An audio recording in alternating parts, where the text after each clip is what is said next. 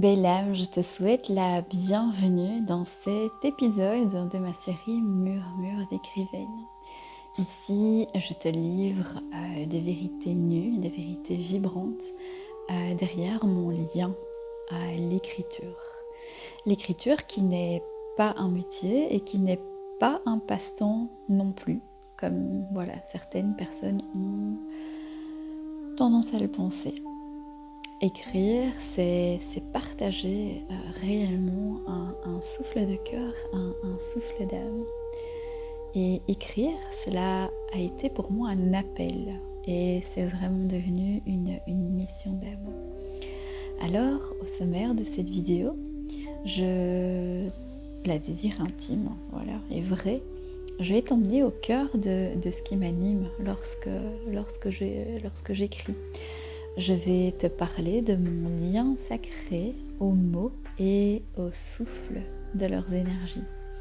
Je vais aborder l'écriture comme une traversée entre les voiles des mondes. Je vais te parler du rôle alchimique de mes livres que je perçois réellement comme des portails vibratoires. Je vais te dire aussi ce que j'ai compris et surtout ce que j'ai compris lorsque j'ai failli tout arrêter. Alors ici, on n'est pas sur une conférence, on est réellement sur un murmure, sur une transmission.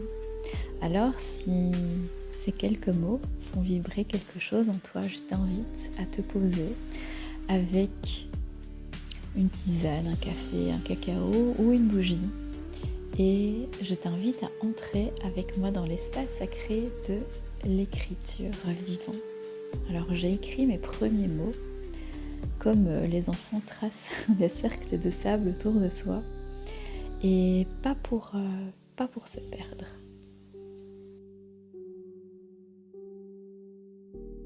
Alors si tu ressens l'appel de ces mots, je t'invite à te poser avec un thé, une bougie et je t'invite à entrer avec moi dans cet espace sacré de l'écriture vivante. Alors j'ai écrit mes premiers mots comme un enfant trace des cercles de sable autour de soi et pas pour s'y perdre.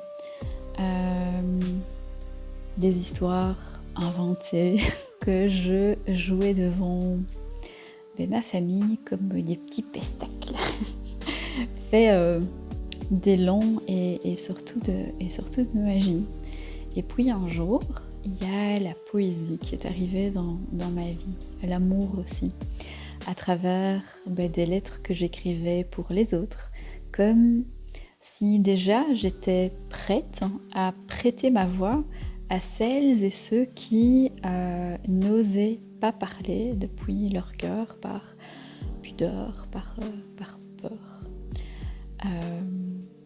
Mais ce n'est que bien plus tard, quand je suis devenue femme, que les mots ont changé de densité d'énergie. Alors c'était plus un jeu et ce n'était plus un passe-temps. C'était comme une nécessité, un appel, une urgence presque magique ou mystique, comme si quelque chose en moi disait écris la vie avant de t'éteindre. Et je me suis souvent réveillée la nuit, les mains fébriles, avec des phrases, des pans de texte entiers, clairs, prêts à être déposés comme une rivière invisible qui venait me traverser. Et je ne pensais pas, je ne corrigeais pas, je recevais. Et je recevais dans mon cœur et pas dans mon mental. Et c'est là que j'ai compris une première chose, c'est que je suis canal. Je n'ai jamais appris à écrire comme j'écris aujourd'hui. Je sais le faire. Et je sais, que je sais, parce que quelque chose de plus grand, de plus beau que moi me traverse. Et moi j'appelle ça le divin. Alors tu peux l'appeler l'âme, le souffle, l'archétype, la source, Dieu. C'est pas important. Ce qui compte, c'est que j'ai l'impression que je ne suis jamais seule lorsque j'écris. Il y a en moi et tout autour de moi cette énergie. Parfois des femmes sans voix, parfois des femmes souveraines. Il y a autour de moi des présences qui soufflent. Voilà. Et il y a dans mon ventre ce feu sacré qui ne demande qu'à être déposé. Alors le verbe, les mots pour moi, ce ne sont pas juste des mots, ce sont des matrices vivantes. Une matrice qui crée, une matrice qui relie et une matrice qui transmute. Et j'aime dire que chaque phrase que j'écris est comme une graine, une semence de conscience que je dépose dans la matière pour celle ou celui qui lira à un moment qui généralement tombe souvent juste, pas avant d'en avoir besoin, pas après. Parce que aussi mes livres ne sont pas des produits. Je les vois comme des portails, comme des talismans, comme des petites passerelles entre les mondes. J'écris pour tisser, j'écris pour relier, j'écris pour ramener dans le souffle de vie de ce qui a été brûlé dans le feu. Et c'est pourquoi chaque mot compte, chaque silence aussi.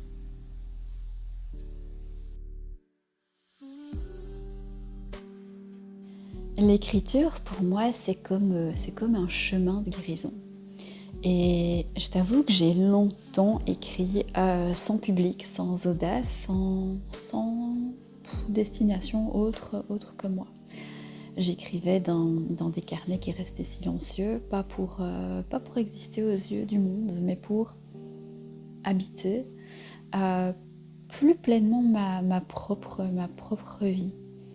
Alors ce n'était pas que pour déposer de la douleur, c'était aussi pour déposer tout ce qui me traversait. La joie intense et quelquefois presque trop vaste à contenir, les petits instants de grâce, les rêves qui me tenaient éveillée et vivante, les peurs que je ne savais pas nommer à voix haute, mais aussi les prises de conscience qui arrivaient comme ça, clac d'un coup, comme un rayon qui transperce un ciel nuageux. Et aussi ce qui hurlait à l'intérieur de moi, l'injustice, l'abandon, la violence du monde et la sensation d'un décalage permanent. Alors écrire pour moi a toujours été un acte de traverser, un passage entre un ici et maintenant et un autre ici et maintenant, un espace où je pouvais respirer entre les voiles et entre les instants. Et il y a eu des nuits où je me réveillais avec cette urgence douce, comme si les mots m'appelaient, comme si le souffle me secouait et me disait « Lève-toi, écris, transmets. Ce que tu portes a besoin et doit être confié à la page. » Et dans ces moments-là, je ne pensais pas, je ne réfléchissais pas, j'accueillais, je recevais. Et souvent, ce flot arrivait limpide, sans effort, comme une douce rivière. Et je savais que j'étais en train de faire exactement ce que je devais faire, que c'était juste. Et c'est dans ces instants-là que j'ai compris que mes mots étaient médecine pour moi. Pas seulement pour soigner mes blessures, mais pour aussi révéler une certaine beauté, pour honorer une intensité, célébrer le vivant, même lorsqu'il tremble. Alors écrire, c'est devenu mon organe sensoriel invisible, un peu comme ça, un lieu sacré, où je m'autorisais à tout dire, même l'indicible, et avec tendresse, avec feu aussi, avec souffle, avec vie, avec colère parfois aussi. Et puis un jour, j'ai osé partager. Non pas pour me mettre en avant, mais parce que je sentais que ce que je recevais ne m'appartenait plus comme avant, que ces mots, ils étaient prêts à rencontrer d'autres souffles, d'autres âmes. Et j'ai reçu en retour des frissons intenses, des silences chargés, des femmes qui, après m'avoir lu, me disaient je ne comprends pas comment, mais je me reconnais. Et un jour, l'une d'elles m'a écrit quelque chose qui m'a un peu bouleversée. Elle m'a dit que grâce à mes mots, grâce à tes mots, j'ai découvert qui je suis vraiment et ce que je suis venue accomplir dans cette vie. Et j'ai pris conscience que c'était juste de transmettre. Alors aujourd'hui, cette femme, elle rayonne sa mission au grand jour. Elle guide, elle éclaire, elle inspire des milliers d'âmes. Elle m'inspire moi aussi. Et à chaque fois que je la vois passer sur les réseaux ou que je pense à elle, je me rappelle que l'écriture, c'est pas un acte égoïste ni un outil de reconnaissance. C'est un acte d'amour profond. Et aujourd'hui, cette femme, elle rayonne sa mission au grand jour. Elle guide, elle éclaire, elle inspire des milliers d'âmes. Et à chaque fois que je pense à elle ou quand je la vois passer sur les réseaux, je me rappelle que l'écriture n'est pas un acte égoïste ni un outil de reconnaissance. C'est pour moi un acte d'amour profond.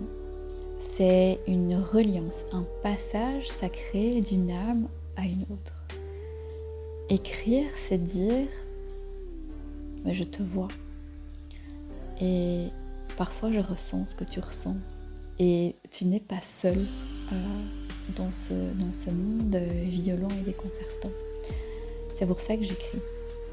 Pour honorer l'invisible, pour honorer l'amour, pour honorer l'âme, pour déposer l'intensité de vivre, pour créer des ponts entre des réalités et pour qu'à travers ces mots que je dépose, que chaque femme se rappelle qu'elle porte en elle une vérité qui mérite d'être entendue, qui mérite d'être honorée et surtout célébrée.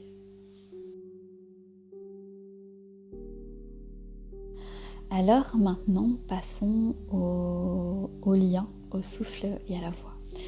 Et il y a une chose que j'ai mis super longtemps à comprendre, c'est que je n'écris pas uniquement avec ma tête, ni même uniquement avec mon cœur, c'est que j'écris réellement avec mon souffle de vie et mon âme. C'est, comment l'expliquer ? C'est comme une danse intérieure, une pulsation, une vibration qui me traverse tout entière. Alors parfois, je suis assise, le stylo à la main, et ce n'est pas une pensée qui arrive, c'est vraiment un souffle, voilà, un souffle vivant, une espèce d'impulsion sacrée, comme si quelque chose en moi chuchotait. Écoute mieux que ça. Pas avec tes oreilles, mais avec ton ventre, avec tes tripes, avec ton dos, avec tout ton corps. Et alors à ce moment-là, je sais que les mots vont affluer.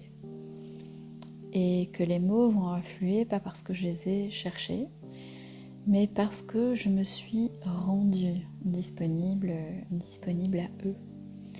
Et ce lien que j'entretiens au souffle de vie, je le cultive jusqu'à présent dans le silence, dans la lenteur, dans la conscience, dans la nature. Alors parfois je me lève, je marche dans mon appartement ou je marche dans les bois ou au bord du lac et j'écoute avec mon cœur, avec mon âme, avec mon corps, et les arbres me parlent, le vent me souffle des images, les pierres me murmurent des vérités anciennes, et l'eau vient apporter tout avec fluidité. Et lorsque je rentre, je m'assieds, je respire et les mots coulent. Et d'autres fois, c'est la nuit qui m'appelle, cette heure un peu étrange, tout est suspendu, où le monde dort, mais où l'invisible s'éveille. Et dans ces moments-là, les phrases me viennent comme des chants, comme des mélodies intérieures, des mantras oubliés, peut-être que mon âme me dépose pour que je m'en souvienne. Et il m'est arrivé d'écrire des textes entiers en les murmurant, de les entendre résonner, pulser à l'intérieur de moi, même avant de les poser dans la matière. Et c'est pour ça que ça s'appelle murmure de sorcière. Et puis j'ai compris que l'écriture non plus, c'est pas un acte figé, c'est vraiment une musique. C'est une voix qui cherche un corps, et mon corps, il est devenu cette jolie harpe ou ce piano un peu étrange, ce temple du vivant, où les mots peuvent venir s'incarner. Et voilà pourquoi j'écris.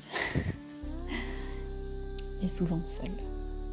Parce que j'ai besoin de cet espace.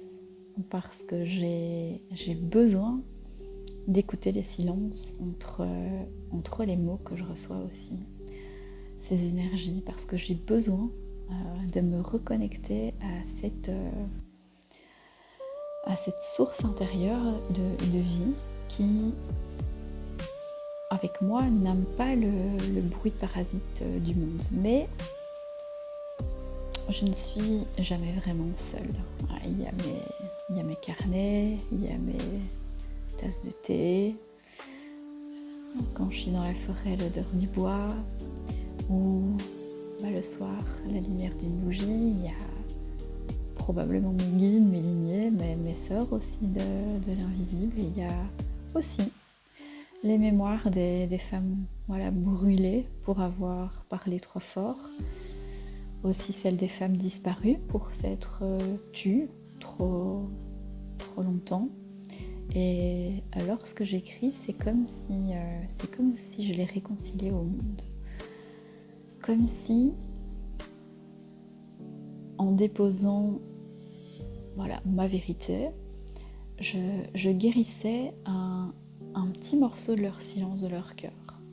Et c'est à ce moment-là que j'ai l'impression que mon souffle devient voix, que ma voix devient vibration, et que ma vibration devient énergie du verbe. Et ce verbe, ce truc sacré, il devient un acte de mémoire. Parce que ce que je dépose voyage, ce que je dépose parfois est accueilli, intégré et rayonné par quelqu'un d'autre, quelque part dans ce vaste monde. Et puis, j'ai tout failli arrêter. Et là, j'ai pris conscience de pas mal de choses. Alors oui, il y a eu des moments où j'ai failli tout lâcher. Où l'écriture me paraissait trop exigeante, ou trop solitaire, ou trop violente, brutale, trop nue. Des jours où je me demandais pourquoi je faisais ça. Pourquoi je continuais à ouvrir des espaces finalement si intimes. alors que parfois, enfin même souvent, j'avais l'impression que personne n'écoutait vraiment. Le doute, hein, tu sais, ne prévient pas, il s'infiltre, il érode, il te fait croire que tu n'as rien à dire ou que tout a déjà été dit et que tu n'as pas besoin d'en rajouter une couche. Et puis il y a la fatigue, celle que je n'ai pas montrée, celle de porter une vision lorsqu'on est la seule dans son cocon à la voir, enfin pour l'instant. Et j'ai traversé ces moments de brouillard. Et j'ai connu l'ombre. J'ai même dansé avec elle plus d'une fois. Et je ne suis pas une femme lisse. Je ne suis pas une autrice alignée 24 sur 24. Et moi aussi, je suis humaine. Je suis traversée par plein de choses. Je doute et parfois aussi, je me referme sur moi-même. Et il y a un moment, je m'en souviens en fait très clairement, où je me suis dite assez, stop, c'est trop. je ne suis pas faite pour ça et en fait je vais me taire. Et ce silence-là, il n'était pas doux. Il n'était pas doux. Et ce n'était pas un silence fertile ou un espace de repos, c'était un silence cage. Un silence étouffement, un silence effacement, et j'ai compris. Et j'ai compris que je ne peux pas ne pas écrire. Parce que si je me tais, en fait je me coupe de mon feu. Si je me tais, je me coupe de mon âme. L'écriture, c'est pas une option pour moi, réellement. C'est une nécessité, c'est une respiration, c'est une forme de vie. Et je sais que je suis pas la seule. Il y a tant de femmes qui portent des mondes en elles et qui n'osent pas ou pas encore les déposer. Parce qu'on leur a dit que c'était inutile, parce que c'était trop, ou parce que c'était pas assez, mais c'est jamais trop. Ce n'est jamais pas assez. Ce que l'on porte, ce que tu portes, ce que nous portons, c'est précieux. Même si personne ne l'a encore vu au-delà du soi. Et c'est précieux, même si ça ne rentre dans aucune case connue. Et en fait, c'est pour ça que je suis restée. Je suis restée pour moi, pour celle d'avant, et pour celle qui, peut-être, allait se reconnaître dans mes mots un jour. Et pour moi aussi, surtout. Pour celle que j'étais, pour celle que je deviens, finalement aussi. Alors, aujourd'hui, je ne cherche plus à briller pour exister. J'existe.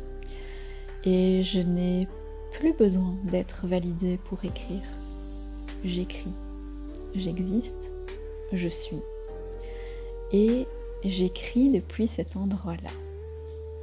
J'écris à partir de cet endroit où je n'ai rien à prouver, mais tant à transmettre.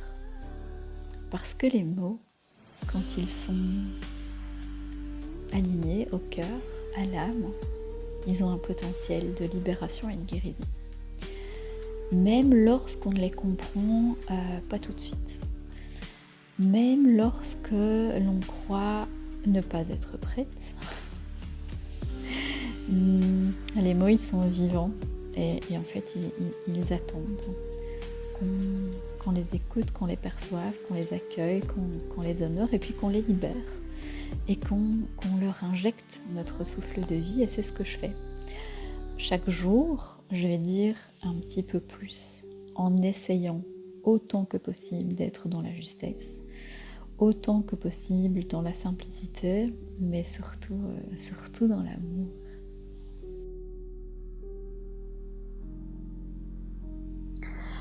Alors, comment je choisis les thèmes de mes livres? C'est vrai qu'on me demande parfois, mais comment choisis-tu les sujets de tes livres? Alors, et souvent je souris en fait, parce que je choisis pas. Ce sont eux qui me choisissent à chaque fois. Pourquoi? À chaque thème se présente à moi comme un écho intérieur de ce que je vis, comme une vibration qui vient, qui revient, qui est persistante et qui demande à pas être ignorée. Sans s'imposer vraiment, mais en toquant à la porte de mon âme et de mon corps de façon répétitive. Et ça vient pas comme un brainstorming, ça vient pas comme un calcul, et ça ne vient même pas sous la forme d'une grande idée. C'est réellement quelque chose qui me traverse. Alors souvent, un sujet commence à se dessiner soit dans mes rêves, soit dans mes silences, lorsque je me pose bêtement dans mon canapé et que je regarde le plafond, ou dans les sensations de mon corps. Ça peut venir comme un mot, une image, une phrase récurrente, ou alors, bien souvent, une blessure qui revient, mais différemment. Une émotion que je pensais avoir déjà traversée, mais qui revient avec une toute autre profondeur. Et là, dans ces moments-là, je sais que c'est mon âme qui me parle. Et elle me parle comme si elle me disait « il est temps ». Ce thème-là, il est mûr. Il a envie de descendre dans la matière. Alors, oui, je ressens aussi parfois mes livres comme un peu des cycles.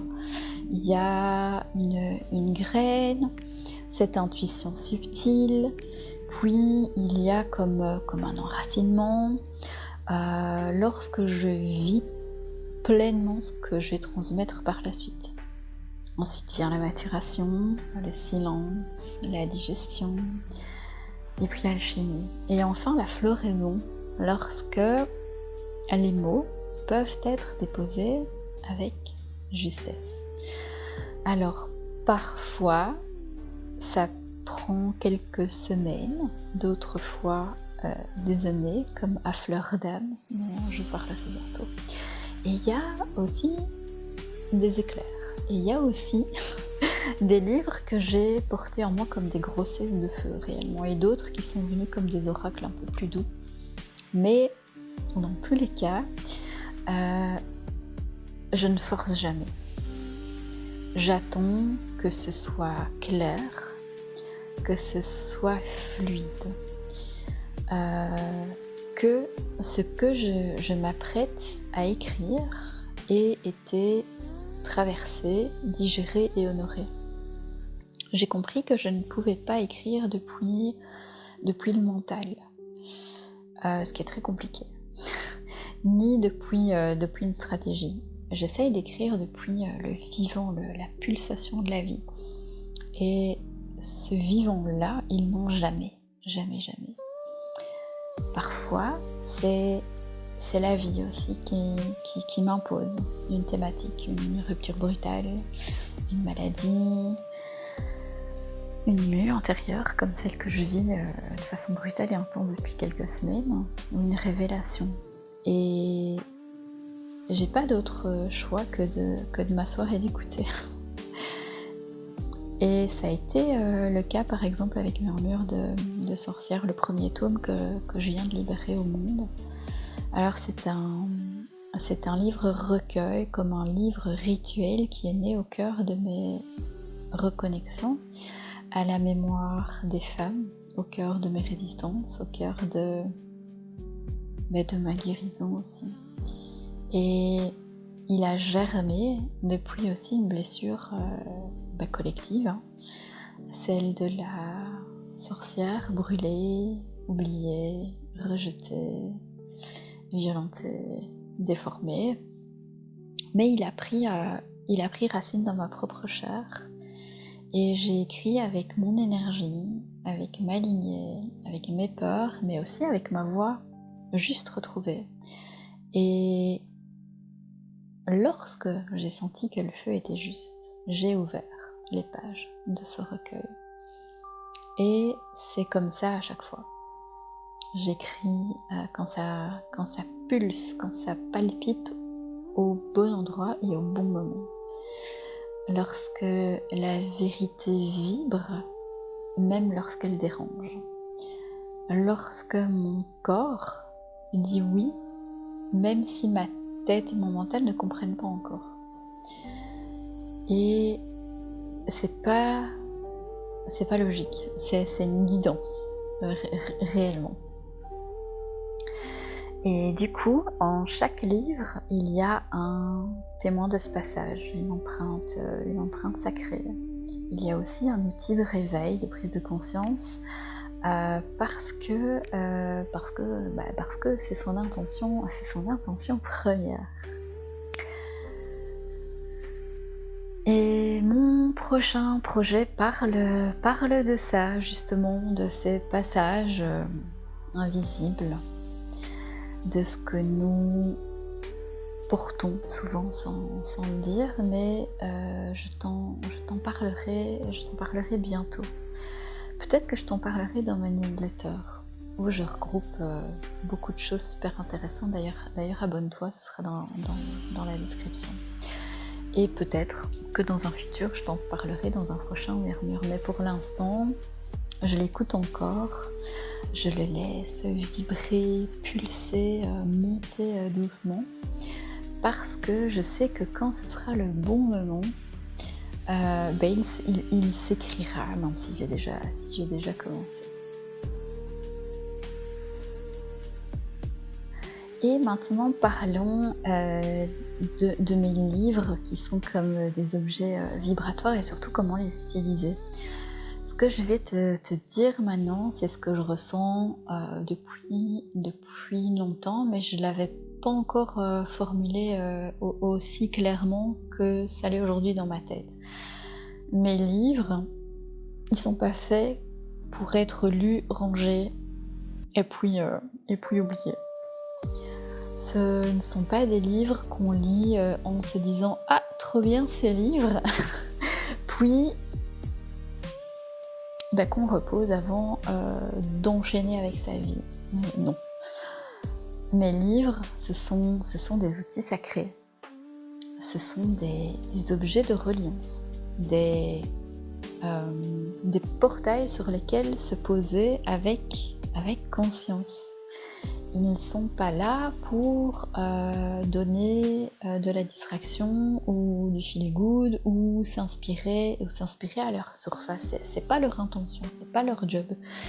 Ils sont là pour permettre d'aller en profondeur, pour toucher, pour remuer, pour éveiller ce qui sommeille. Et lorsque tu tiens un livre que j'écris entre tes mains, lorsque tu l'accueilles, tu verras rapidement que ce ne sont pas juste des mots qui sont bien alignés. Tu vas percevoir que ce sont des outils alchimiques. Chaque phrase, elle a été déposée dans une intention bien spécifique. N'oublie pas que j'ai une formation de coach. Chaque mot porte une fréquence entre ces lignes. Il y a une transmission que j'ai travaillée aussi, qui agit bien au-delà de l'intellect. Et ce n'est pas un simple contenu. Je travaille vraiment comme une invocation à être une semence d'âme qui est offerte à celle qui est prête. Et je ne raconte pas dans mes livres, je dépose. Je dépose de l'énergie dans la matière. De l'énergie pour ouvrir des voies, pour réveiller, pour révéler, pour semer des graines qui pourront germer, ou pas, mais qui pourront germer lorsque le timing intérieur de la personne qui les a reçus sera juste. Et voilà pourquoi on ne finit pas mes livres. On y revient. On les laisse reposer sur l'autel, et puis on y revient des mois plus tard, des années plus tard, et à ce moment-là, il révèle un autre message. Il révèle un autre message, parce que ce ne sont pas des lectures linéaires que j'écris, ce sont des mouvements vibratoires, réels. Et c'est aussi pour cela que j'ai créé par la suite mes carnets de journaling, parce que cette transmission ne doit pas rester sans direction. Elle a besoin de circuler. Et c'est en écrivant à ton tour, en laissant tes mots rejoindre les miens, que le cercle se complète. Et je rêve qu'un jour, chaque femme ait son propre carnet sacré, réellement, posé sur son autel ou sur le lieu qu'elle croit être un lieu de parole libre, de prière vivante, de reconnexion à sa vérité profonde. Alors mes livres ne cherchent pas d'électrice, et je ne cherche pas non plus d'électrice. En fait, ils cherchent des gardiennes, des femmes prêtes à se laisser traverser. Des âmes qui ne sont peut-être pas prêtes, mais qui n'ont plus peur d'ouvrir, de ressentir et d'incarner quelque chose qui est réellement puissant.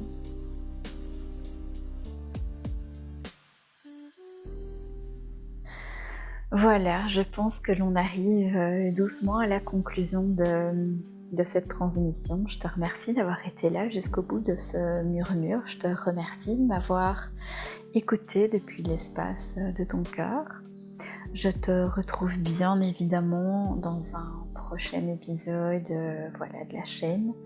Et pour la suite, je te raconterai la naissance de mon premier livre, celui qui a été publié et qui a tout initié.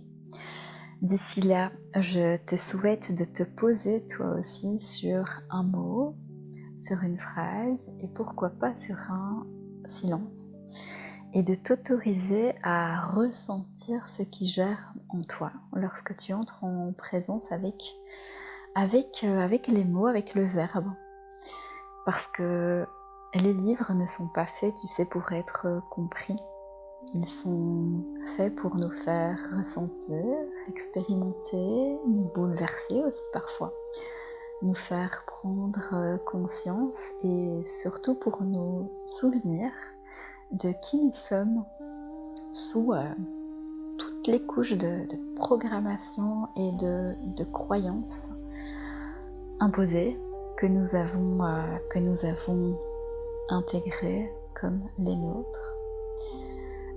D'ores et déjà, merci pour tes commentaires, pour tes partages, pour l'adoption d'un de mes livres, d'un des carnets.